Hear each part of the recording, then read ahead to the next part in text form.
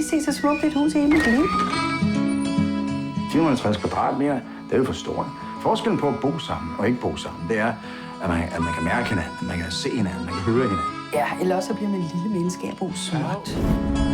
2 blocks from the subway. Vi skal da bo sammen med nogle mennesker, der kan stimulere os. Vi skal bo sammen med nogle fantastiske mennesker, skal vi ikke? Jeg ved ikke, hvad du vil, Anna. Glem det. Jeg skal ikke bo noget kollektivt, det skal jeg altså ikke.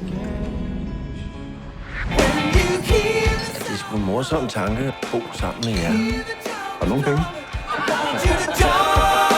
I Hammer? Nå, altså, ja, selvfølgelig. Har I lavet nogle regler for huset? Der er ikke nogen regler endnu. Eller vi vil gerne bidrage med det. Vi har rigtig mange erfaringer. Det er godt.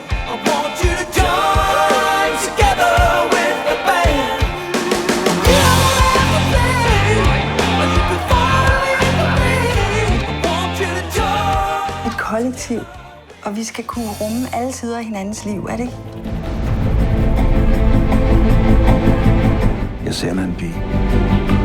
Er det alvorligt? Det må det være, ellers så behøver du da ikke at fortælle mig det. Ja, det tror jeg. Du skal gøre det, du skal gøre. Det, der føles rigtigt for dig.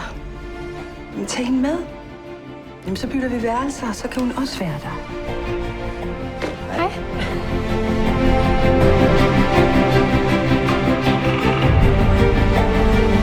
Vi har været sammen i 15 år, så jeg forstår godt, hun går i stykker. Nå, først det er resten af livet. I skal ikke bestemme, hvordan jeg skal leve mit liv. Det skal jeg ikke. Det er mit hus. Ja, men Det er mit hus. du har givet det her hus til fællesskabet, Erik.